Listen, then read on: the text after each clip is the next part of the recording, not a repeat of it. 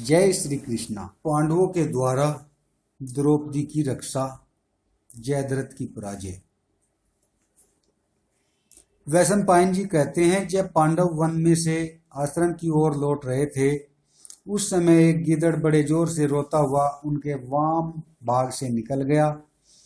इस अपशकुन पर विचार कर राजा युधिष्ठिर ने भीम और अर्जुन से कहा, यह गीदड़ हम लोगों के बाईं ओर से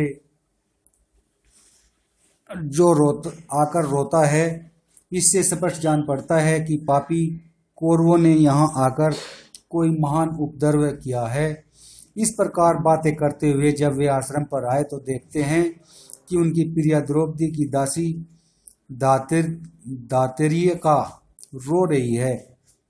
उसे उस अवस्था में देख इंद्रसेन सारथी रथ से उतर पड़ा और दौड़ते हुए उसके पास जाकर बोला, तू इस तरह धरती पर पड़ी पड़ी क्यों रो रही है? तेरा मुंह सूखा हुआ है, दीन हो रहा है। उन निर्दयी और पापी कौरवों ने यहाँ आकर राजकुमारी द्रौपदी को कोई कष्ट तो नहीं दिया? दाई बोला, इंद्र के समान पराक्रमी इन पांचों पांडवों का अपमान करके दाई बोली, इंद्र के समान पराक्रमी इन पांचों पांडवों का अपमान करके जयद्रथ द्रौपदी को हर ले गया है। देखो, अभी उसके रथ की लीकें और सैनिकों के पैरों के चिन्ह नए बने हुए हैं। अभी राजकुमारी दूर नहीं गई होगी। जल्दी रथ लौटाओ और जयद्रथ का पीछा करो। अब यहाँ अधिक देर नहीं होनी चाहिए। पांडव बारंबार क्रुद्ध सर्प की भांति फुफकार छोड़ते हुए अपने धनुष का टंकार करते हुए उसी मार्ग से चले। कुछ ही दूर जाने पर जयद्रथ की फौज के घोड़ों की टापों से उड़ती हुई धूल दिख पड़ी। उन्होंने पैदल सेना के बीच में जाते हुए धौम्य मुनि को भी देखा, जो भीम को पुकार रहे थे। पांडवों ने मुनि को आश्वासन दिया कि अब आप सुखपूर्वक चलिए। फिर जब उन्होंने एक ही रथ में अपनी प्रियतमा द्रौपदी और जयद्रथ को बैठे देखा तो उनकी क्रोधाग्नि प्रज्वलित हो उठी।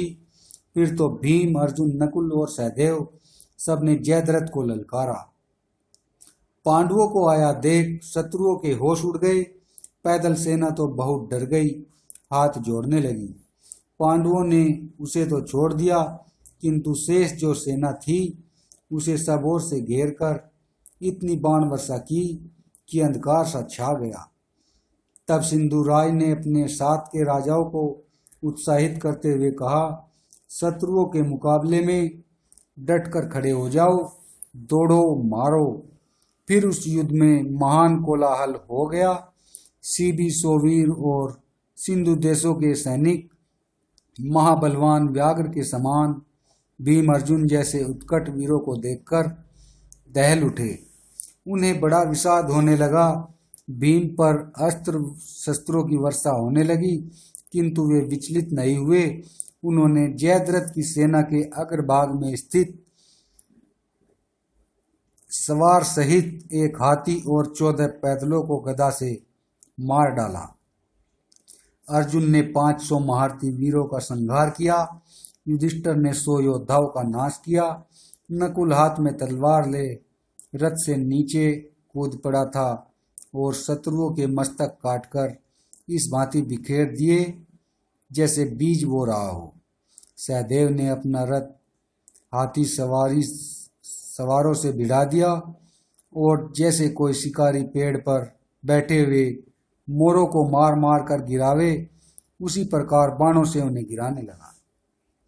इतने में तिरगत देश का राजा धनुष लेकर अपने विशाल रथ से नीचे उतर पड़ा और गदा के प्रहार से राजा युधिष्ठिर के चारों ओर घोड़ों को मार डाला। उसको अपने निकट आया देख राजा युधिष्ठिर ने अर्धचंद्राकार बाणों से उसकी छाती को चीर डाला। इससे वह रक्त वमन करता हुआ गिरकर मर गया। घोड़े मर जाने से युधिष्ठिर अपने सारथी इंद्रसेन के साथ रथ से उतरकर सहदेव के विशाल रथ पर बैठ गए। भीमसेन ने देखा, मेरे ऊपर राजा कोटिका से चढ़ा आ रहा है। उन्होंने छुरा मारकर उसके सारथी का मस्तक काट डाला, किंतु उसे पता तक न चला। सारथी के मरने से उसके घोड़े रणभूमि में इधर उधर भागने लगे। कोटिकास्य को विमुख होकर भागते देख भीमसेन ने प्राश नामक शस्त्र से उसे मार डाला। अर्जुन ने अपने तीखे बाणों से सोवीर देश के 12 राजाओं के धनुष और मस्तक काट दिए। उन्होंने सीबी और इक्ष्वाकु वंश के राजाओं का तथा तिरगत तथा सिंधु देश के नरपतियों का भी संहार किया। इन सब वीरों के मारे जाने पर जयद्रथ बहुत डर गया। उसने द्रौपदी को नीचे उतार दिया और स्वयं प्राण बचाने के लिए वन की ओर भाग गया। धर्मराज ने देखा कि धौम्य को आगे करके द्रौपदी आ रही है, तो सहदेव के द्वारा उसे रथ पर चढ़वा लिया।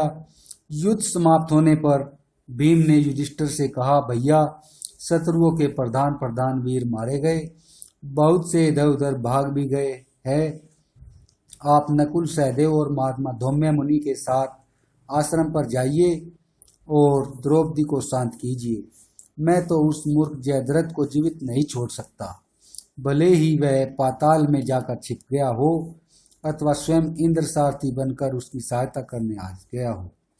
युधिष्ठिर ने कहा, महाबाहु भीम, यद्यपि सिंधुराज जयद्रथ बड़ा दुष्ट है, तो भी बहन दुसला और यशस्विनी गांधारी का ख्याल करके उसको जान से मत मारना।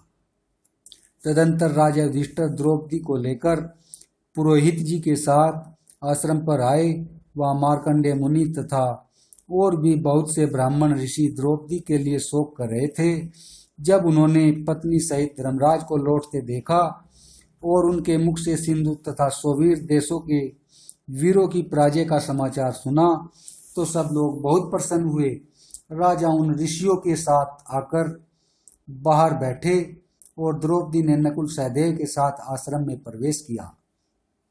इधर भीम और अर्जुन को यह पता मिला कि जयद्रथ एक कोस आगे निकल गया है, तब वे अपने ही हाथों से घोड़ों को हाँकते हुए बड़े वेग से दौड़े।